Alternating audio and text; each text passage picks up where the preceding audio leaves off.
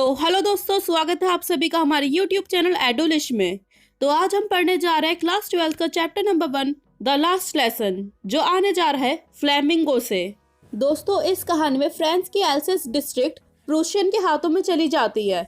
तो इस स्टोरी में हमें जानने के लिए मिलेगा इन सब का स्कूल लाइफ पे क्या इफेक्ट पड़ा। So let's begin.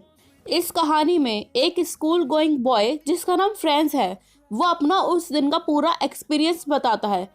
तो चलिए हम स्टोरी को शुरू करते हैं।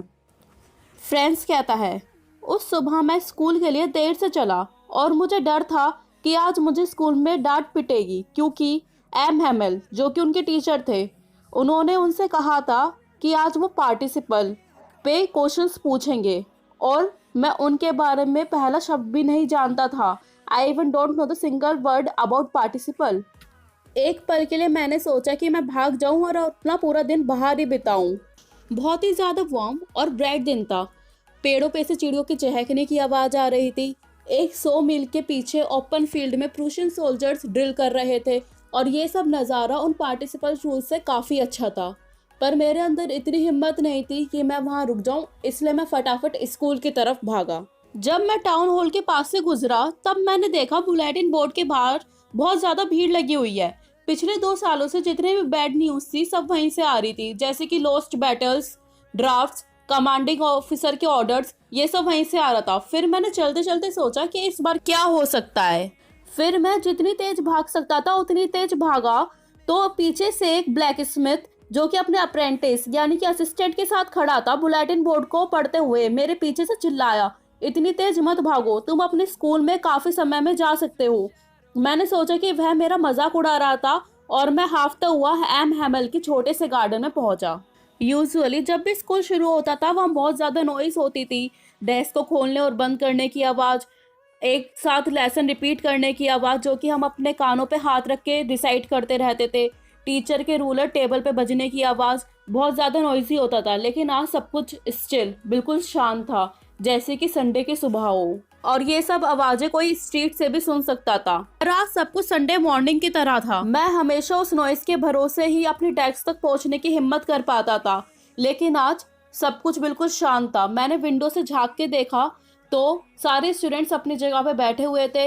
एम हेमल अपने रूलर अपने हाथ में लिए हुए राउंड काट रहे थे और मुझे इन सब के बीच में क्लास के अंदर जाके बैठना था।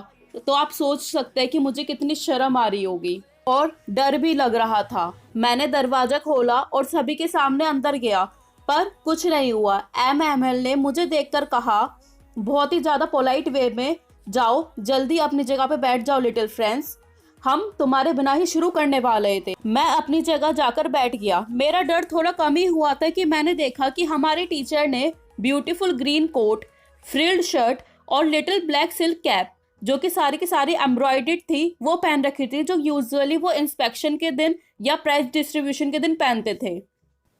पूरा स्कूल बिल्कुल शांत था और जो चीज़ मुझे सबसे ज़्यादा सरप्राइज कर रही थी वो ये थी, जो बैक बेंचेस हमेशा खाली रहती थी आज उन पे विलेज के कुछ लोग बैठे थे, जैसे कि ओल्ड होजर अपनी 3 कॉर्नर्ड हेड पहने हुए, फॉर्मर मेयर, फॉर्मर पोस्टमास्टर और बहुत सारे लोग, और हर एक कोई दुखी था।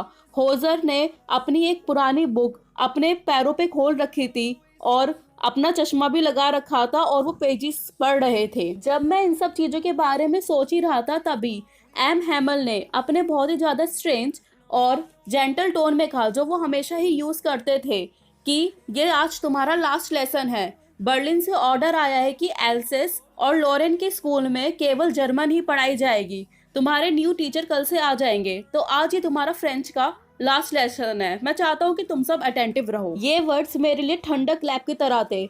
मुझे तब पता चला कि टाउन हॉल में ये चीज़ लिखी हुई थी जिसकी वजह से सब लोग दुखी थे, मेरा फ्रेंच का लास्ट लेसन। और मुझे बहुत अफसोस हो रहा था कि अब तक मैं यही नहीं जानता कि फ्रेंच लिखनी कैसी है।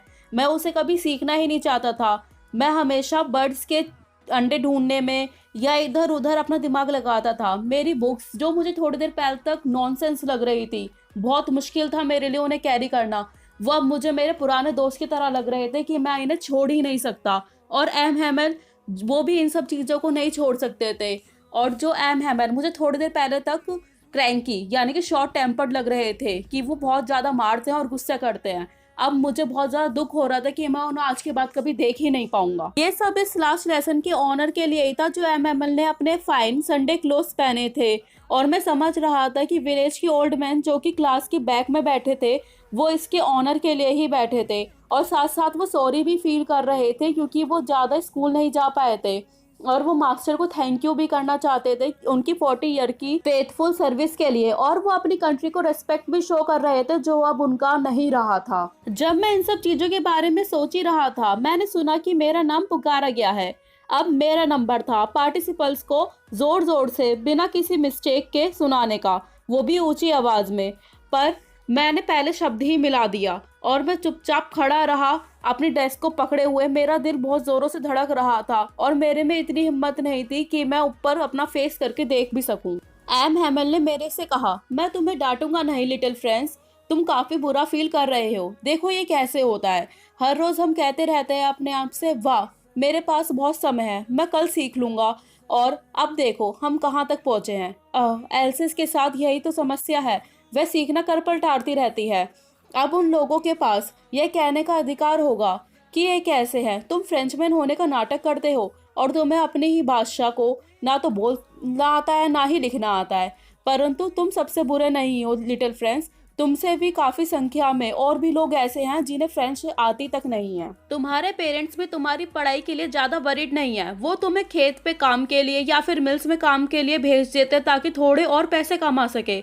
और क्या मैं इसका दोषी नहीं हूँ? मैं भी तो तुम्हें फ्लावर्स को पानी देने के लिए भेज देता था लेसन्स पढ़ाने की जगह, और जब मुझे फिशिंग पे जाना होता था मैं तुम्हें हॉलीडे दे देता था। फिर एम हैमल फ्रेंच लैंग्वेज के बारे में एक के बाद एक बातें करते रहे, यह कहते हुए यह वर्ल्ड की सबसे ब्यूटीफुल लैंग्वेज है जो सबसे ज़्यादा क्लियर है, और हमें अपनी लैंग्वेज की रक्षा करनी आनी चाहिए और उसे कभी भी नहीं भूलना चाहिए, क्योंकि जब भी हम एनस्लेव्ड होते हैं और हमें अपनी लैंग्वेज आती हो तो वो हमारे लिए की तरह ही होता है कि जैसे हमें जेल की चाबी मिल गई हो। और फिर उन्होंने हमें ग्रामर पढ़ानी शुरू करी। मैं बहुत ज़्यादा हैरान था क्योंकि मुझे एक एक वर्ड ग्रामर का समझ में आ रहा था। मैंने सोचा कि मैंने ध्यान से कभी नहीं सुना था और ना ही कभी उन्होंने इतने पेशेंस से हमें समझाया था। ऐसा लग रहा था कि मानो वो सब कुछ हमें देना चाहते हो और एक ही बारे में हमारे दिमाग में सब कुछ डालना चाहते हो। ग्रामर के बाद हमारा राइटिंग का लेसन था। एम हैमल ने हम सबके लिए नई कॉपी बनाई थी जो बहुत ही सुंदर राउंड हैंड से लिखी हुई थी, फ्रांस एल्सिस फ्रांस एल्सिस। तो स्कूल में हर जगह लिटिल फ्लैग की तरह लग रही थी और उन्हें हमारी डेस्क पे एक छोटी रोड पे लगाया गया था। हर कोई अपने काम में लगा हुआ था, बहुत ही ज़्यादा शांति थी। बस एक ही चीज़ की आवाज़ आ रही थी, पेन के कागज़ पर चलने की। और फिर एक बीटल बीच में उड़कर क्लास के अंदर आया, लेकिन किसी ने उस पर ध्यान नहीं दिया। छत पर से पिजन्स की कू करने की आवाज़ आ रही थी। मैंने सोचा क्या वो इन्हें भी जर्मन में गाना सिखाएंगे, पिजन्स को भी। मैं जब भी राइटिंग से नजर हटाकर ऊपर देखता था तो एम हैमल अपनी कुर्सी पर बैठे हुए एक के बाद एक चीजें बिल्कुल ध्यान से देखते हुए दिख रहे थे। ऐसा लग रहा था मानो वो इन सब चीजों को अपने माइंड में सेट करना चाह रहे हो। उन्होंने 40 इयर्स तक इस स्कूल को फेथफुल सर्विस दी थी।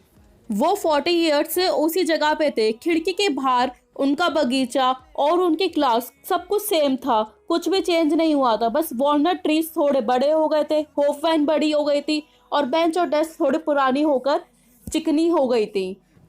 ये सब उनके लिए कितना हार्ट ब्रेकिंग होगा। उनके सिस्टर की घूमने की आवाज आ रही थी, वो सामान पैक कर रही थी क्योंकि अगले दिन उन्हें देश छोड़कर जाना था। और उनमें इतनी करेज थी कि वो सारे लेसन्स पढ़ा सके। उसके बाद उन्होंने हमारा हिस्ट्री का लेसन शुरू किया।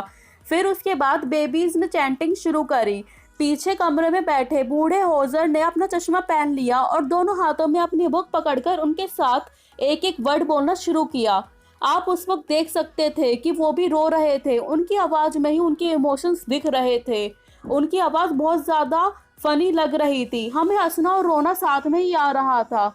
मुझे अपना लास्ट लेसन बहुत अच्छे से याद है। सडनली चर्च की क्लॉक में 12 बज गए। हमने अपनी प्रेयर्स करी और तभी सोल्जर्स, प्रूशियंस के सोल्जर्स अपनी ड्रिल से वापस आ गए। एम हैमल खड़े हुए और उनका फेस बिल्कुल पेल था। माय फ्रेंड्स, उन्होंने कहा। मैं ऐसा लग रहा था किसी ने उनके गले को रोक लिया और वो उसके आगे कुछ नहीं बोल पाए। और फिर वो पीछे ब्लैक बोर्ड की तरफ मुड़े, एक चौक का टुकड़ा उठाया और उन्होंने ब्लैक बोर्ड पे लिखा विव ला फ्रांस। मतलब कि लॉन्ग लिव फ्रांस। और फिर वो स्टॉप हो गए, उन्होंने अपना सिर दीवार पे टिकाया और बिना कोई भी वर्ड बोले अपने हैंड से ही हमें जेस्चर दिया, school is dismissed, you may go, मतलब कि स्कूल खत्म हो गया है और तुम जा सकते हो। उन्होंने ये इशारा अपना हाथ हिला के ही दिया।